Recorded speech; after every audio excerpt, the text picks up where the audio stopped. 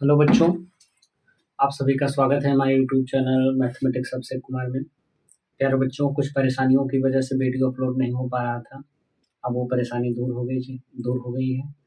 अब हम डेली शाम 5 बजे आपको वीडियो हमारे यूट्यूब चैनल पर अपलोड हुआ मिलेगा और आप लोग जाइए, अपनी तैयारी कीजिए। और आज का जो टॉपिक है वो त्रिकोणमिति के अनुप्रयोग। पिछला जितना भी वीडियो है उसमें त्रिकोणमिति के बारे में, त्रिकोणमिति के परिचय, त्रिकोणमिति सिद्ध करने वाले सवाल जो भी था हमने बहुत अच्छे तरीके से बताया गया है। जो बच्चे नहीं पढ़े हैं वो जाके पीछे से अपना रिवीजन कर सकते हैं। आज का जो टॉपिक होने वाला है वो त्रिकोणमिति के अनुप्रयोग है।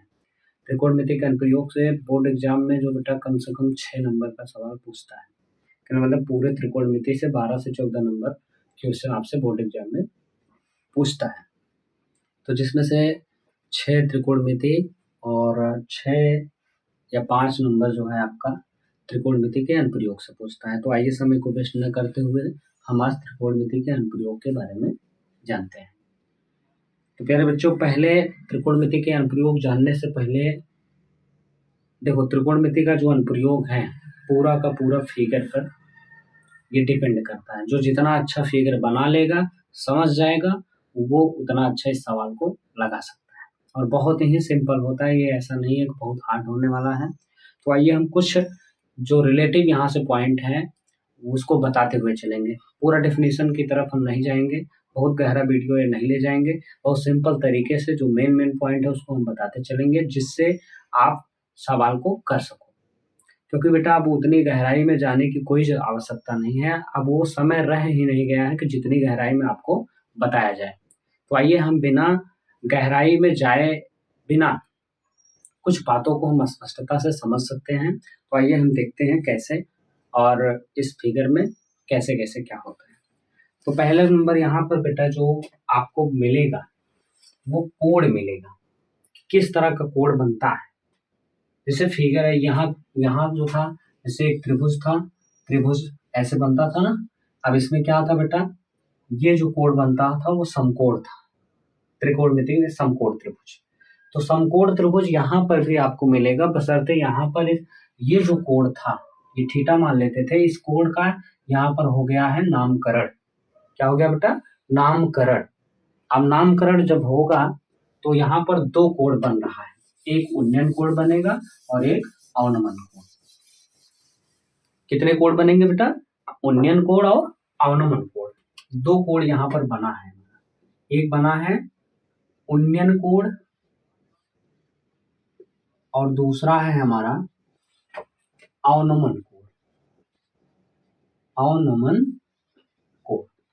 देखो बेटा, उन्नयन कोण और अवनमन कोण जानने से पहले आपको यहाँ पर कुछ और पॉइंट जानना पड़ेगा। जैसे पहला पॉइंट, वो पॉइंट क्या था? वो पॉइंट अब इसमें उन्नयन कोण और अवनमन कोण में जब जानना पड़ेगा आपको, तो पहला है आपका दृष्टि रेखा। ये क्या है बेटा? पहली पॉइंट आपको जानना पड़ेगा दृष्टि रेखा। और दूसरा पॉइंट है हमारा, दूसरा पॉइंट आपको जानना पड़ेगा क्षैतिज रेखा। दूसरा पॉइंट आपका क्या है? क्षैतिज रेखा। देखो, जब तक आप दृष्टि रेखा और क्षैतिज रेखा के बारे में नहीं जानेंगे तब तक आप ना तो उन्नयन कोण को परिभाषित कर पाएंगे और ना ही अवनमन कोण को परिभाषित कर पाएंगे। तो सबसे पहले हमको किसके बारे में जानना होगा? दृष्टि रेखा। यदि आपसे कोई पूछता है दृष्टि रेखा किसे कहेंगे, तो आप कैसे बताओगे कि दृष्टि रेखा किसे कहेंगे? तो बेटा, दृष्टि रेखा वो होती है, जैसे मैं यहाँ से देखना चाहूं, जैसे ये मेरी निगाह है या आपकी कोई किसी व्यक्ति की ये निगाह है ना, ये इतनी ऊंचाई पर रखी वस्तु को देखना चाहे, या तो वो ऊपर देखेगा, या तो वो नीचे देखेगा, या तो ये बीचों बीच देखना चाहेगा। चाहेगा कि नहीं चाहेगा? या तो व्यक्ति ऊपर देखेगा, या तो नीचे देखेगा, या तो अपने सामने। जैसे मैं यहाँ कैमरे में देख रहा हूँ, तो मैं सामने ऐसे देख रहा हूँ, तो सामने ये जो रेखा बन रही है, कहने मतलब दृष्टि रेखा किसे कहते हैं? तो सबसे पहले हमें आवश्यकता है दृष्टि रेखा। तो सबसे पहले हम दृष्टि रेखा को परिभाषित करेंगे किसी एक पॉइंट को लेकर। जैसे पहले यहाँ पर कोई वस्तु रखी गई है और मैं उस वस्तु को देखना चाहता हूँ, मतलब यहाँ मैं देख रहा हूँ, तो यहां पर जो पॉइंट बना, जब कोई व्यक्ति किसी वस्तु को देखता है, जब कोई व्यक्ति किसी वस्तु को देखता है तो व्यक्ति के दृष्टि रेखा तो व्यक्ति की आंखों से और उस वस्तु से मिलाने वाली रेखा को, उस वस्तु को मिलाने वाली रेखा को हम क्या कहते हैं बेटा? दृष्टि रेखा कहते हैं। क्या कहते हैं बेटा? इसी को हम क्या बोलते हैं? दृष्टि रेखा। क्या बोलते हैं? दृष्टि रेखा। क्या क्या बताया? जब कोई व्यक्ति किसी वस्तु को देखता है तो उस व्यक्ति के आंखों से उस वस्तु से मिलाने वाली रेखा को दृष्टि रेखा कहते हैं। आई बात समझ में? अब जैसे ये व्यक्ति यहां देखना चाहे, अब सीधे सीधे यहां देखना चाहे तो उस रेखा को क्या कहेंगे हम? तो उस रेखा को क्षैतिज रेखा, उस रेखा को कहते हैं जो नेत्र के आप सीधे सीधे क्या बताओगे? क्षैतिज रेखा किसे कहते हैं? क्षैतिज रेखा वह रेखा जो प्रेक्षक की आंखों से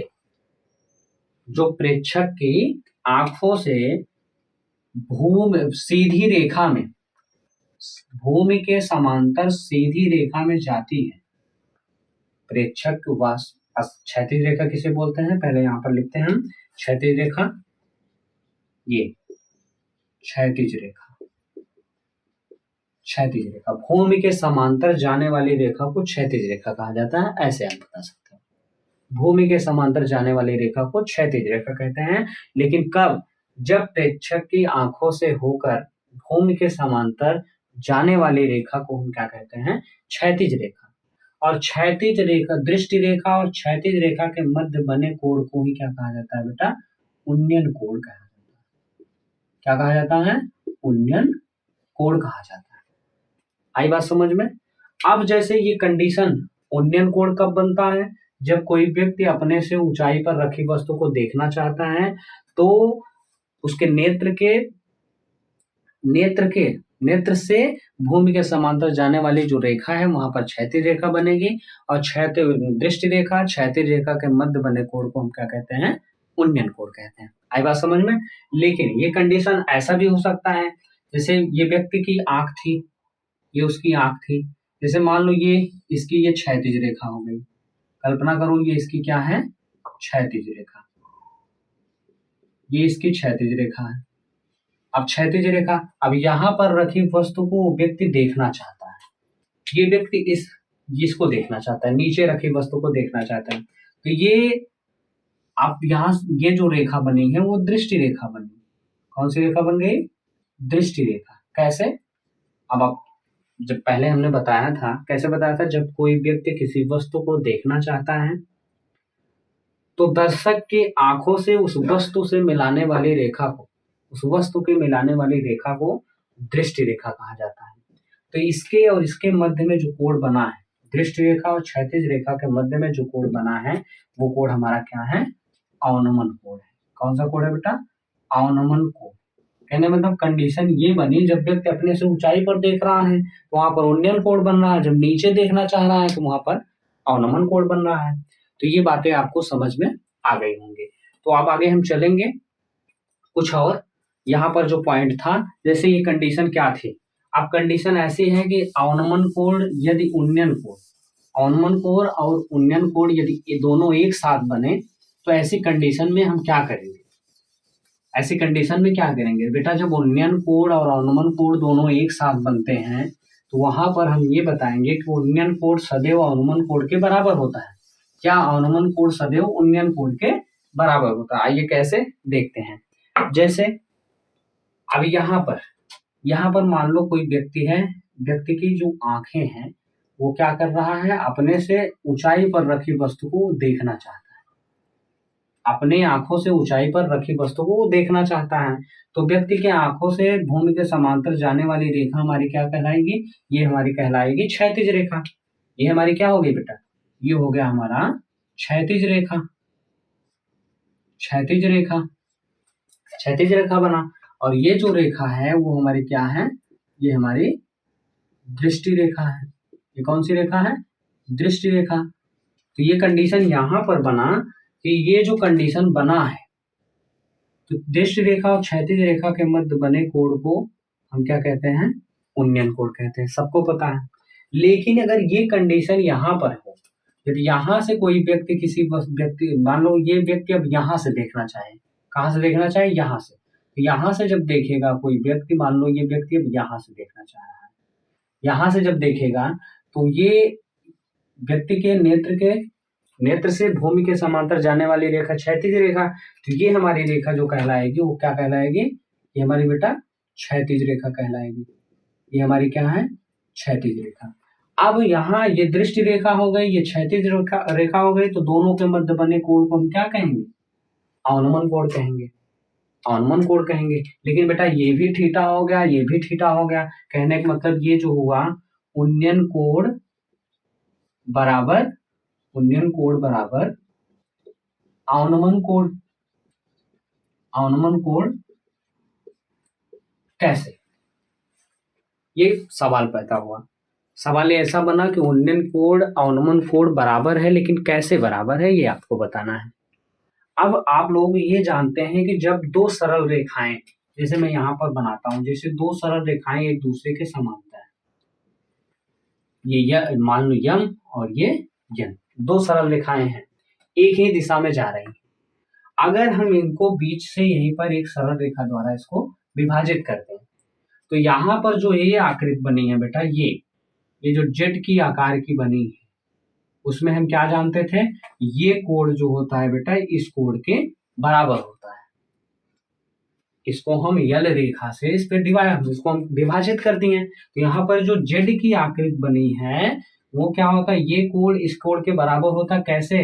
एकांतर कोण बन रहा है। कैसा कोण बन रहा है?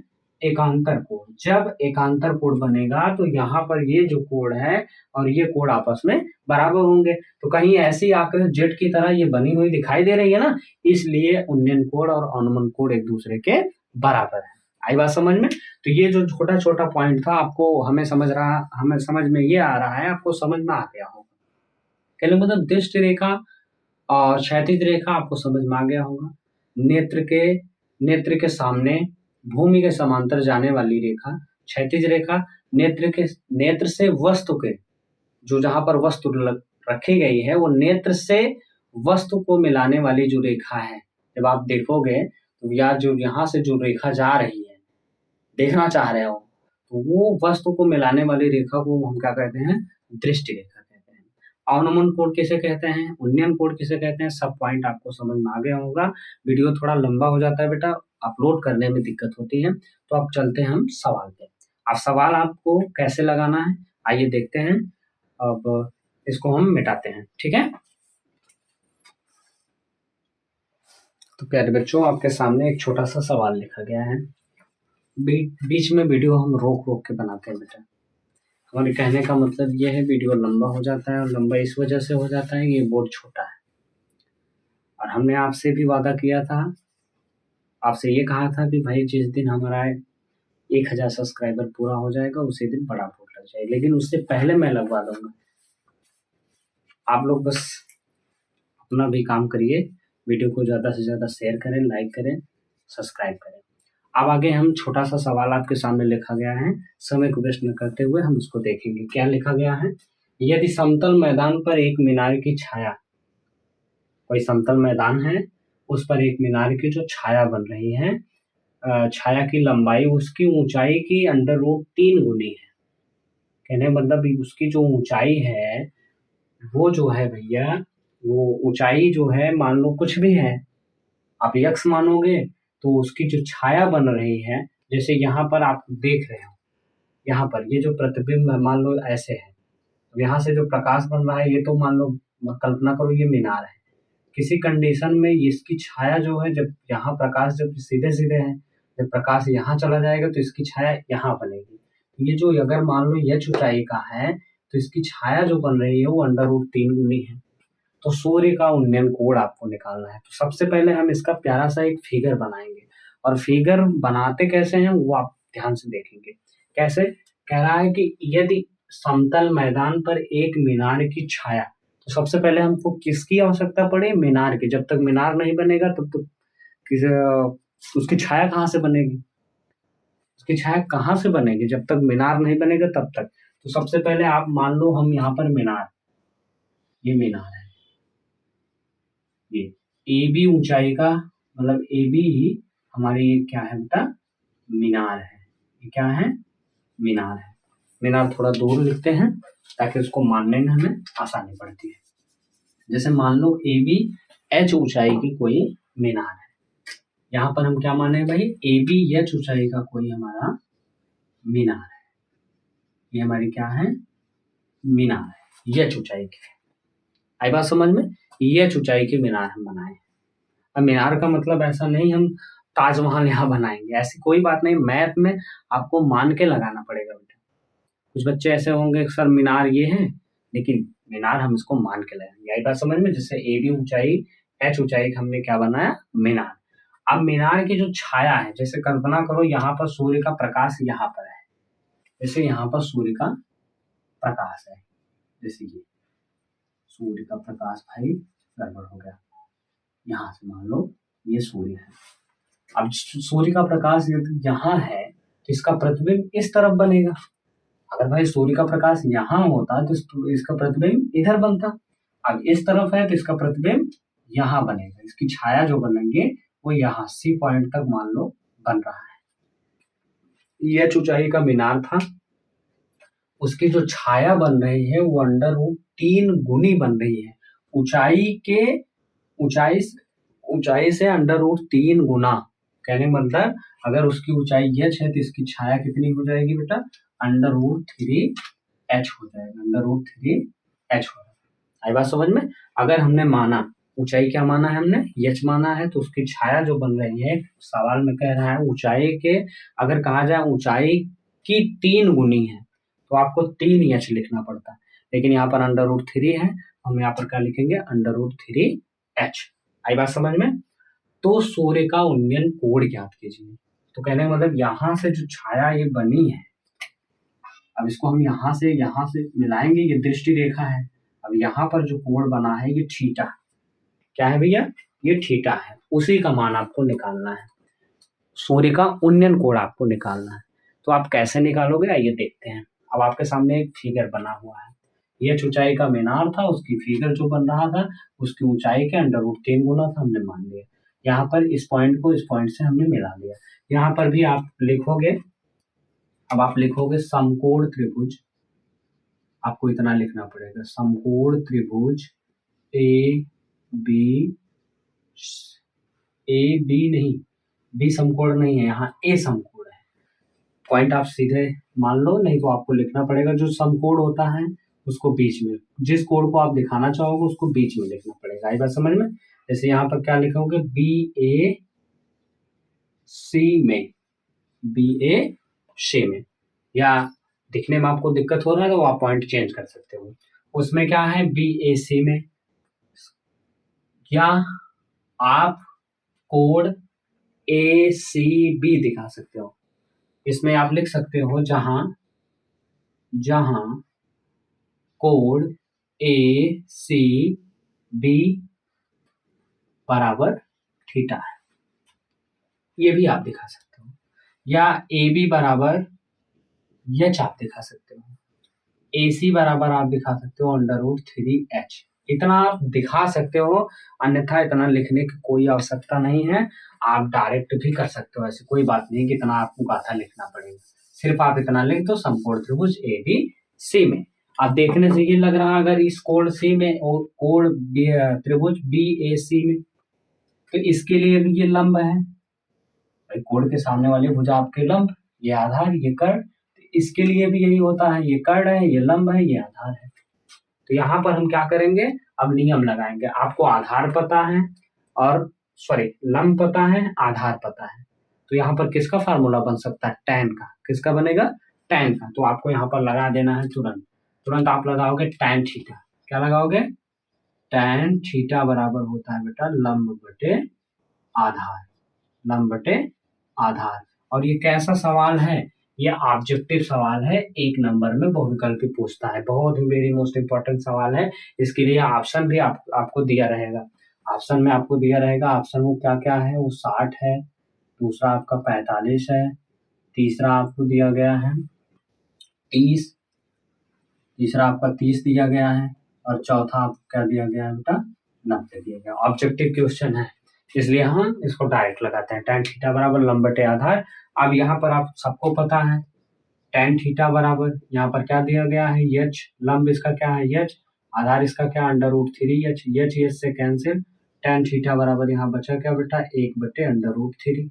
अब tan कितने अंश का मान 1/√3 होता है? देखिए, आप अनुप्रयोग पढ़ने से पहले एक चीज हम भूल गए थे यहाँ से, आप जितने tan है, tan का मान है, चाहे वो tan 0 अंश का मान हो, चाहे 30 अंश का मान हो, चाहे 45 अंश, चाहे 60 अंश, चाहे 90 अंश, आपको याद करना पड़ेगा। आप tan का याद कर लीजिए और एक sin का।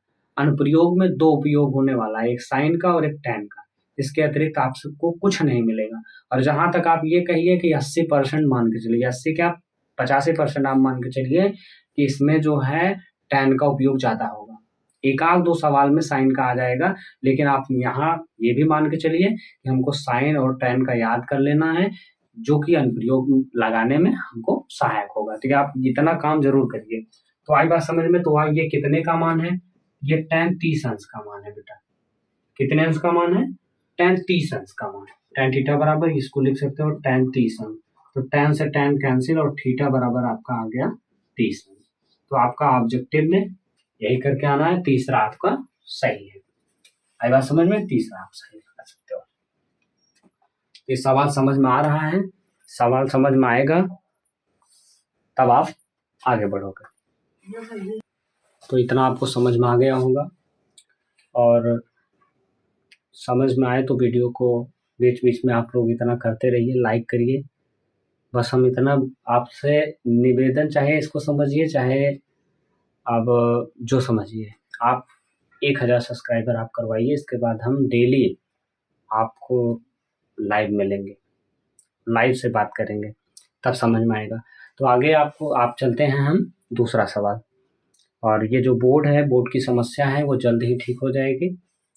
अब दूसरा सवाल देखते हैं बेटा।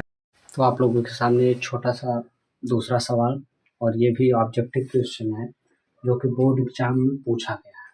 ये जितने भी क्वेश्चन हम बता रहे हैं सब बोर्ड एग्जाम में पूछा गया है। ये भी आप वेरी मोस्ट इम्पोर्टेंट मान के चलिए। क्या है? Very most important. आप यहाँ पर लिख सकते हो वेरी मोस्ट इम्पोर्टेंट, समझ के चलिए। अब ये सवाल को हम पढ़ेंगे। एक मीनार की चोटी का उन्नयन कोण उस मीनार के आधार से क्षैतिज तल पर 40 मीटर दूरी पर स्थित बिंदु से देखने पर 45 अंश है। तो मीनार की ऊंचाई ज्ञात कीजिए। देखिए, सबसे पहले आपको मीनार तो बनाना ही पड़ेगा।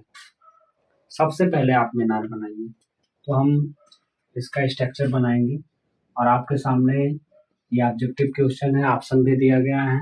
मीनार की ऊंचाई बताइए, 45 मीटर, 60 मीटर, 50 मीटर, और एक 60 दोबारा हो गया है, ये आपका है 60 नहीं है, ये 40 मीटर।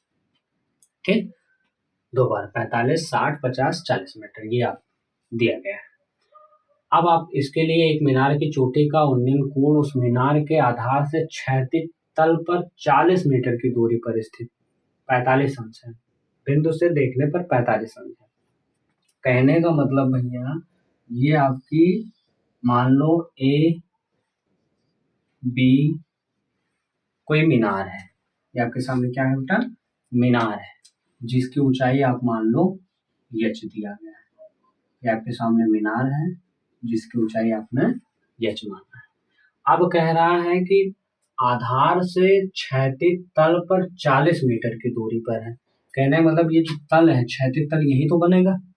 अब जो यहाँ बना है क्षैतिज तल, मान के चलिए यहाँ पर ये कितनी दूरी पर है भाई? ये 40 मीटर की दूरी पर है। 40 मीटर की दूरी पर देखने पर, अब आपसे ये भी कह रहा है 40 मीटर दूरी पर स्थित बिंदु से देखने पर 45 अंश है। कहने का मतलब यहाँ से देखने पर इसका जो कोण बन रहा है वो कितने का बन रहा है भाई? 45 अंश का बन रहा है। कितने का बना है? 45 अंश का। अब आपसे पूछ रहा है मीनार की आप ऊंचाई बताइए। बात समझ में एक बार फिगर को फिर समझते हैं। एक मीनार की चोटी का उन्नयन कोण उस मीनार के आधार से 40 मीटर की दूरी पर स्थित बिंदु से देखने पर 45 अंश का कोण बनाता है। तो मीनार हमको हर हाल में बनाना होगा, तो हमने मीनार बनाया, आधार से 40 मीटर की दूरी पर आए, जब यहाँ पर इसको देख रहे हैं तो ये 45 अंश कोण बना रहा है। अब आपको क्या करेगा, इसको सॉल्व करना पड़ेगा, वही नियम आपको फिर से लगाना है। क्या करना होगा, आप लिखोगे इसे, क्या लिखोगे, समकोण त्रिभुज ए बी सी में। बेटा आपको इतना लिखना पड़ेगा, समकोण त्रिभुज ए बी सी में। बी आपका समकोण है इसलिए बीच में रखा गया है। तो आपको ये देखने से लग रहा है कि ये कोण पूछ रहा है, मतलब ये सी कोण पूछ रहा है। तो सी कोण के लिए ये आपका लंब हो गया, ये आपका आधार हो गया। तो आपको क्या क्या पता है, लंब पता है, आधार, तो फिर वही काम करना है, tan लगा देना है। tan 45 अंश बराबर, या tan थीटा आप रख सकते हो, स्टेप बढ़ाना चाहो तो। ऑब्जेक्टिव क्वेश्चन है, जितना जल्दी सॉल्व करोगे उतना जल्दी आपके लिए फायदा रहेगा। तो tan 45 अंश बराबर ये हो जाएगा बेटा h, इसकी लंबाई है, और आधार इसका कितना है, 40 है। तो tan 45 अंश का मान कितना होता है बेटा, 1, और ये आ गया h बटे 40।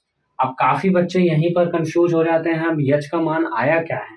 तो आपको इतना समझ में आना चाहिए कि यहाँ पर ये समीकरण जो मेथड होता है, इसका गुणा आप इसमें करोगे, इसका गुणा इसमें करोगे, इसका गुणा जब इसमें करोगे h, और 40 का गुणा एक में करोगे, 40 से करना 40 मीटर। तो ये रहा आपका प्यारा सा छोटा सवाल। इसी प्रकार ऑब्जेक्टिव में ये चौथा है, चौथे नंबर पे आपको टिक लगाना है।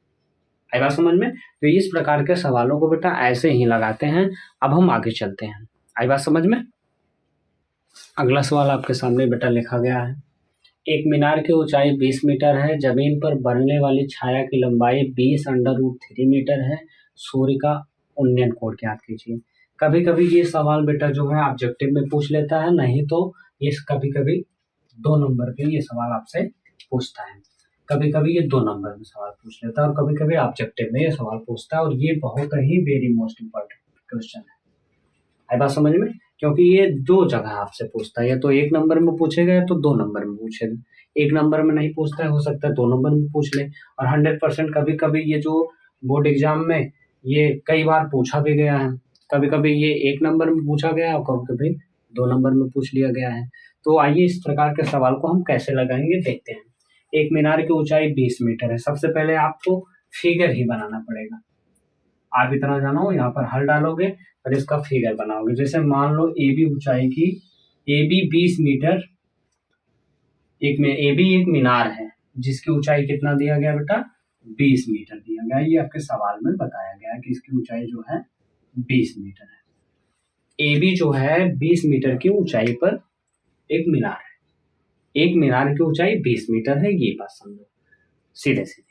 ए बी जो है वो एक मीनार है जिसकी ऊंचाई 20 मीटर है, और जमीन पर बनने वाले छाया की लंबाई, कहने का मतलब यहाँ पर जब सूर्य का प्रकाश आता है, ये जो सूर्य का प्रकाश है बेटा जब इस दिशा में आता है तो इसकी छाया इसी तरफ बनेगी।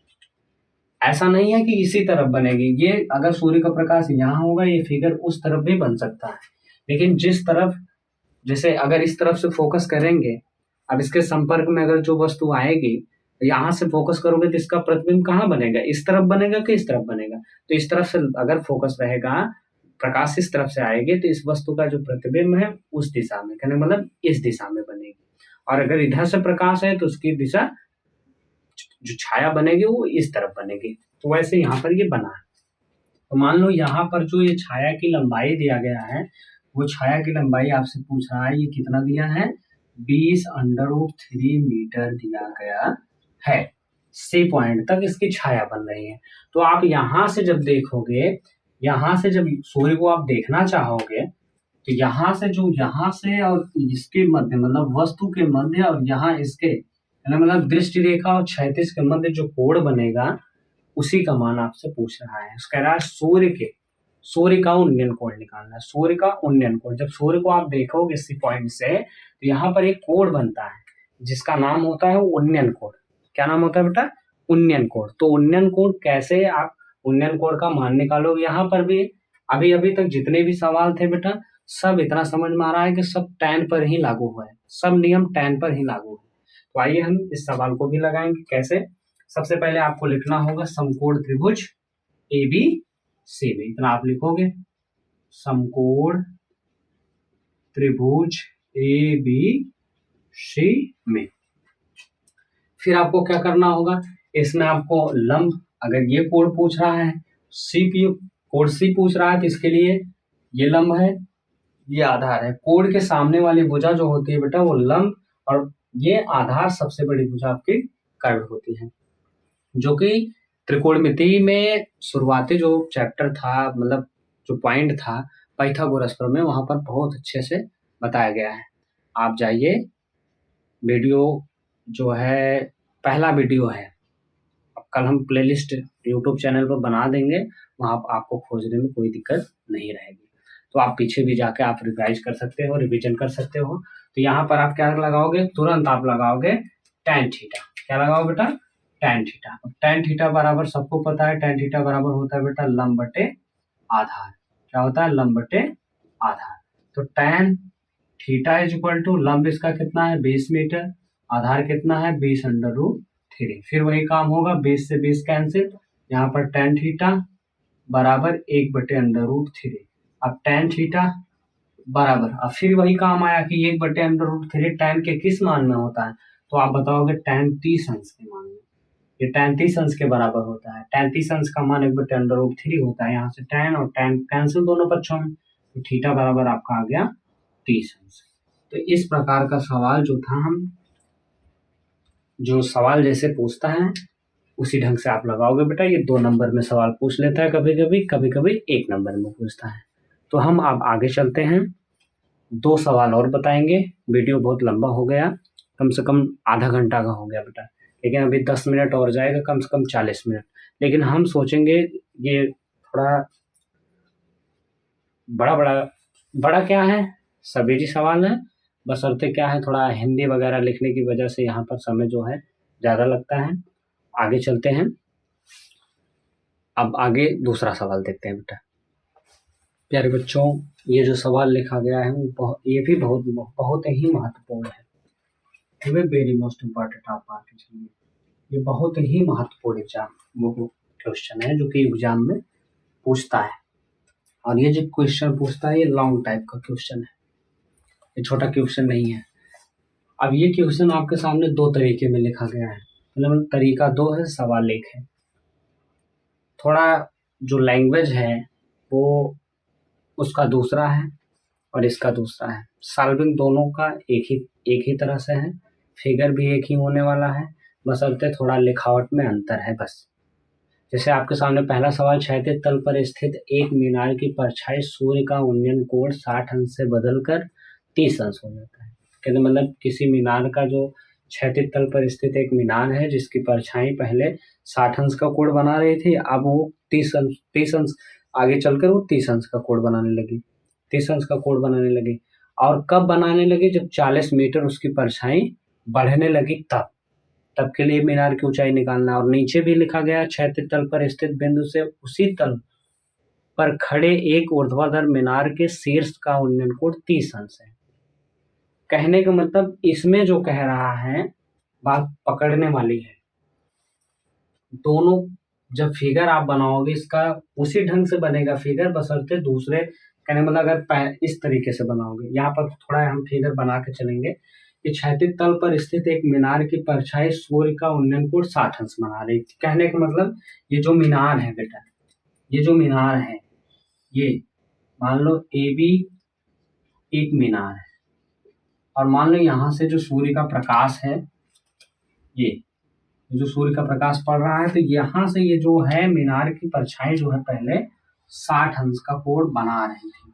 मौके भी ये मौजूदगी में सूर्य के प्रकाश की उपस्थिति में 60 अंश का कोण बना रही है। अब आगे क्या कर रहा है, 60 से बदलकर 30 अंश होने पर 40 मीटर बढ़ जाती है। अब अभी तक तो था कि ये 60 अंश का कोण बना रहे, लेकिन आगे चलकर ये कितने का बना रहा है, 30 अंश।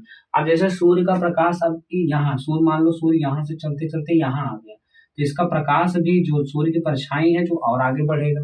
अब आगे कितना बढ़ा है बेटा, वो कह रहा है यहां से जो बढ़ गया है, यहां से 40 मीटर दूरी ये बन गया है, और इसका जो कोण यहां से बन रहा है वो 30 अंश का कोण बना रहा है।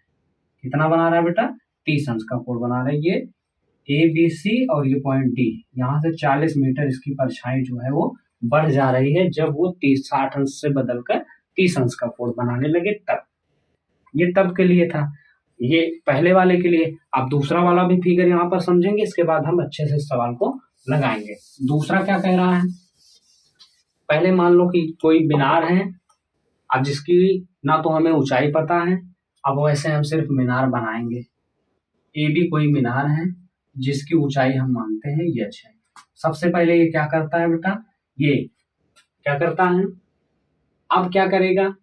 क्षैतिज तल पर स्थित एक मीनार की परछाई सूर्य का उन्नयन कोण 60 अंश से, वो हम बनाए थे नीचे वाला। क्षैतिज तल पर स्थित बिंदु से उसी तल पर खड़े एक ऊर्ध्वाधर मीनार के शीर्ष का उन्नयन कोण 30 अंश है। कहने का मतलब इसका जो कोण पहले बन रहा है वो कितने अंश का बन रहा है? 30 अंश का बन रहा है। ये सी पॉइंट पे बेटा। लेकिन आगे क्या कह रहा है कि मीनार की ओर 40 मीटर चलने पर, अब भाई मीनार यहाँ है, अब हम सी पॉइंट पे हैं, जब मीनार की तरफ हम 40 मीटर चलेंगे, मान लो यहाँ से ये यहाँ तक 40 मीटर की दूरी इसने तय किया डी पॉइंट पर, तो ये क्या कर रहा है? 40 मीटर चलने पर उन्नयन कोण 60 अंश हो जा रहा है। तो यहाँ से जो पॉइंट जहां डी पर पहुंचे, यहाँ जो कोण बना है वो बेटा कितना बना है? 60 अंश का बना है।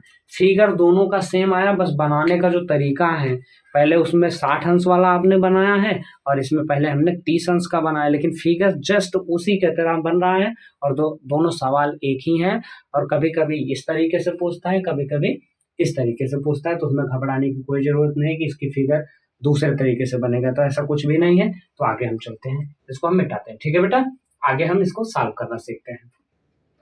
तो इसको हम मिटाएंगे, अब आगे देखना। तो फिगर आपको समझ में आ गया होगा, नहीं भी आया तो हम फिर से एक बार बनाते हैं। अब अच्छे से बना के इसको हम सॉल्व करते हैं।